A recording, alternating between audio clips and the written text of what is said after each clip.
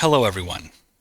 Today we're going to take a look at a couple of different videos. One from How Money Works, and the other is Chris Williams' recent interview with Caleb Hammer.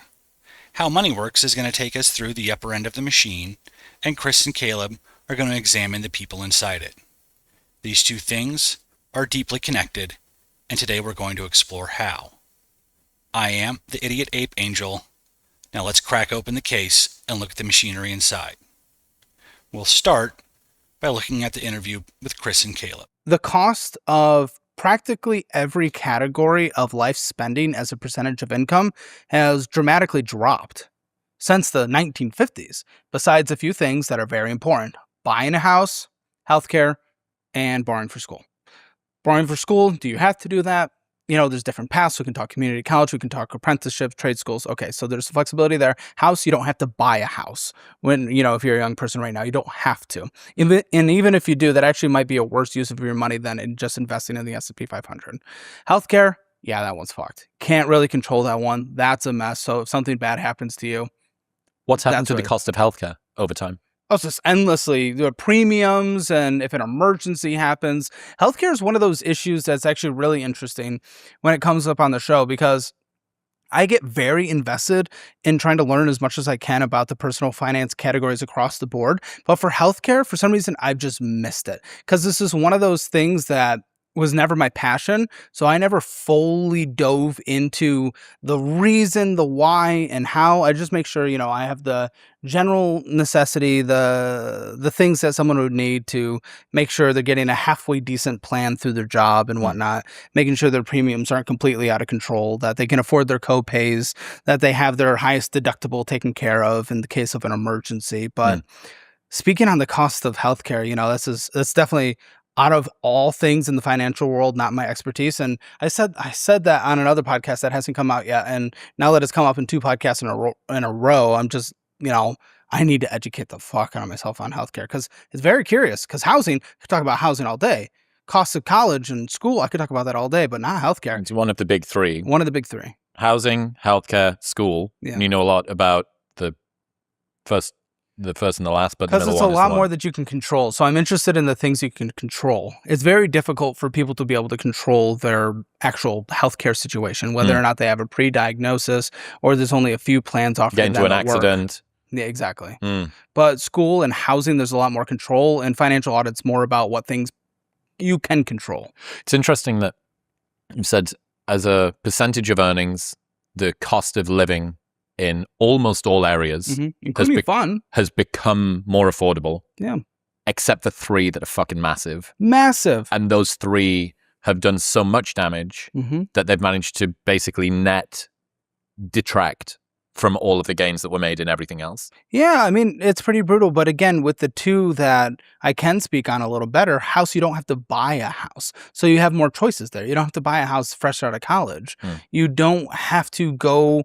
When it comes to the cost of school, there's so many different paths that include going to school. And that's local 4 years. That's community college. That's not going to private institutions or going to your dream school because it has the sports team you're like. It also has to do with, if cost of college is high, you need to make sure you're getting a degree that has an appropriate return on investment. So there's lots of choices there. So those three categories are pretty brutal, but of two of them, you still have choice in it. Now, as Chris just explained, education both is and is not optional. There absolutely are ways to earn and succeed in life that do not require a college degree, but for most people, a college education is a gate to a higher earning potential across their lifetime, and the gate is getting increasingly more difficult and more expensive to open. Shelter, of course, is absolutely required. You don't have to finance a house at incredible interest rates, and real estate is not always a sound financial investment. We've all just spent the last few years living in a prime example of when not to buy a house. However, avoiding a risky market and being forced into the permanent renter class are not the same thing. Sometimes this looks like a secret cabal standing around a black altar and conspiring against us all, but more often, or at least more frequently, it is millions of individuals engaging in simple self-interested preference seeking. Of course, only a fool would want their most valuable asset to depreciate or stagnate. We all get that. But the fact is that we are devouring our young so that we can have more extravagant retirement plans. And doing so is financially myopic. Great for some in the short term, disastrous for everybody in the long term. Now, of course, Caleb rightly surmises that the healthcare system is completely fucked. Insurance companies are squeezing the employee and the employers both, extracting vast sums of wealth from a system that they never pay back into. Or rarely pay back into. People end up paying thousands and thousands of dollars, and the employer thousands and thousands more over the course of a year, only for that person to never really have usable healthcare coverage. Now, 3 of these forces do not drive everyone to the poorhouse, but they don't have to have a negative effect on society as a whole. They only need to consume enough of that monthly surplus that financial security remains a pipe dream for the average person. The floor is rising beneath us, the ladder is getting pulled up in front of us, and what's being siphoned away from us is what we need desperately the most right now, our margins. Now let's go ahead and take a quick look at the How Money Works video, and he'll explain to us about what's been going on with private equity, something that most people know very little about, but is a major factor in modern finances. Okay, so I have obviously been very critical of this industry in the past, mostly because of the perverse incentives it gives financiers to enshittify products, lay off workers, and separate themselves from the consequences. But also partially because it's just not a good business model. It's structured from the ground up to slowly eat itself while paying out huge bonuses for the privilege. So yeah, late last month, Thoma Bravo, a major private equity firm, publicly announced the industry's second biggest loss ever. Medallia was, and still is, a profitable, albeit boring business that makes software to track consumer feedback from online reviews and those little faces you poke when leaving a shop. You know how companies are always collecting your data from your smart fridge for some reason? Medallia is one of the programs they feed that data into to try to sell you stuff more effectively. Thoma Bravo acquired this business using a combination of their investors' money and an additional estimated $1.8 billion in private credit loans coming from other big names in the space like KKR, Apollo, and Blackstone. After the acquisition, the company took on even more debt, and then when interest rates rose, it took on more debt again to maintain its interest payments. As a shock to absolutely nobody, this was not sustainable, and just over a week ago, it was announced that the company would be handed over to its debtors, and that the original private equity firm in this whole arrangement would recognize a loss for the full $5 billion it had initially invested. Now, the weird part is that the Medallia business itself is still profitable. It still has a long list of clients, and if it wasn't for all of the debt that the private equity company had piled onto it, it would still be making a decent amount of money. Thoma Bravo also wasn't short on cash. They could have just paid off this debt and kept the company, but they instead just decided to write it off entirely and hand the keys over to their lenders to make it their problem. This is literally the equivalent of someone putting 80% down on an investment property that is cash flow positive, borrowing 20% to complete the purchase, and then letting the bank foreclose on the house as soon as interest rates went up on their adjustable rate mortgage.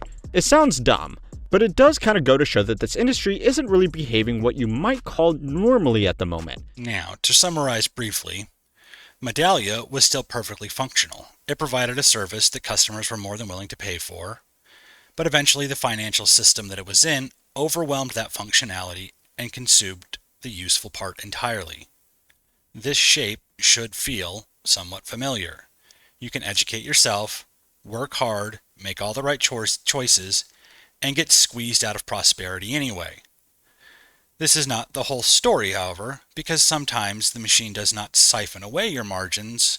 Sometimes you feed your margin to the machine. Yeah. It's like the idea of a penis. I want to get you to react to a financial case here. Can we pull up that TikTok? I've had such a bad financial burden the last couple years. So after meeting with an attorney and doing lots of research, I realized that filing bankruptcy really isn't as bad as it's made out to be, and it was truly going to be my best bet. I decided to file Chapter 7, and truthfully, my consumer debt really is not that bad. A lot of people have it a lot worse financially, but for me, $91,000 was just too much. It was uncomfortable, and I just wanted to get a fresh start. I moved to Texas directly after high school, and I made a lot of very irresponsible decisions financially and really dug myself into a big hole of debt. I decided, let's go ahead and file bankruptcy. Let's give myself a clean slate. That way I can stop stressing and I can actually do better. Okay, just to give you a little breakdown of the debt that I do have that totals up to $91,300.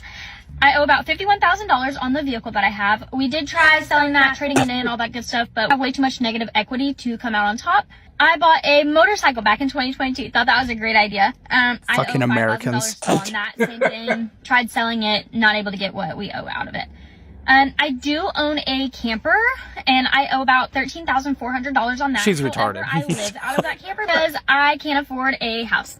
So I am keeping that since I do live in it. I have $2,200 worth of medical bills that I had no idea were in collections. And then I have $12,000 worth of student loans. However, those do not get forgiven with bankruptcy, so I will still continue that payment. And then I have about $7,700 worth of credit card debt, all coming into a grand total of $91,300. First of all, okay, yes, it is harder to get into a home now. Yes, a large down payment is difficult to get to.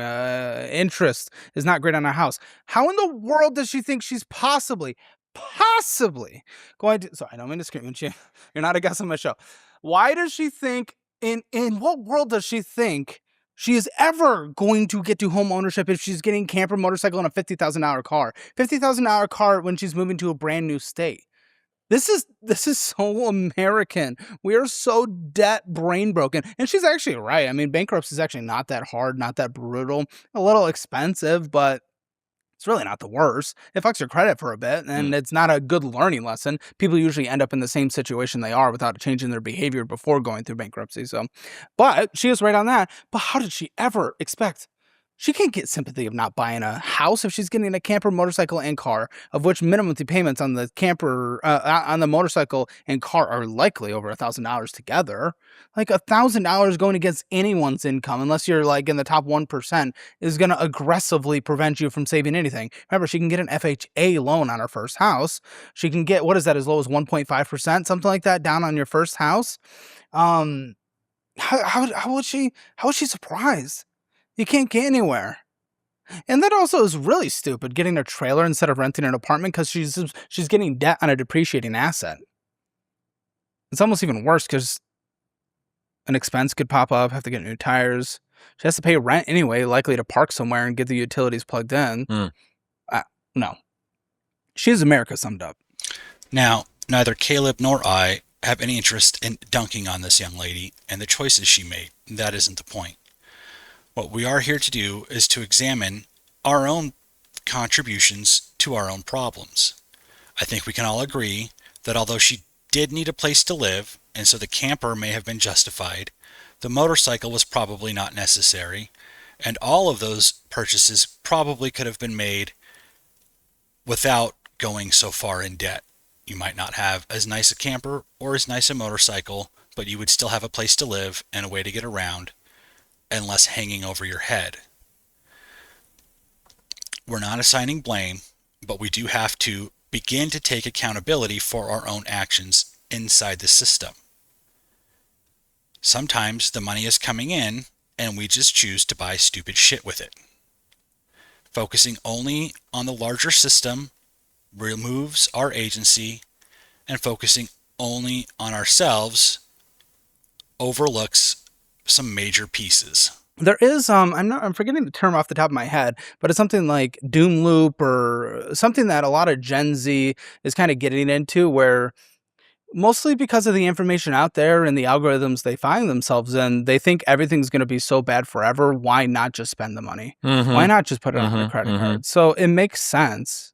It seems to me like a big part of it is people being so unsure about the future and feeling like things are not going to get better, that, well, fuck it. It's almost like the end of days. You know, there's this interesting story about during the Blitz in World War II in London, the amount of casual sex that people were having went through the roof, but lingerie sales stayed the same. And it was just, people thought, look, I might die tomorrow. It doesn't really matter about how sexy I look in bed. Let's just get down to it. And it's kind of the financial equivalent of that. I'm just going to dump it all, which is this weird sort of recursive system. It's this self-reinforcing mechanism that if you have negative information about the economy and about the quality of life for young people and about how hard you've got it and the fact that it's never going to get better, that encourages people to behave in a way that makes the thing true. Yeah, absolutely. Kind of wild. Like And it's reality. it's a self-fulfilling prophecy that kind of gets not made out of nowhere. There are real material changes, but it's certainly worsened.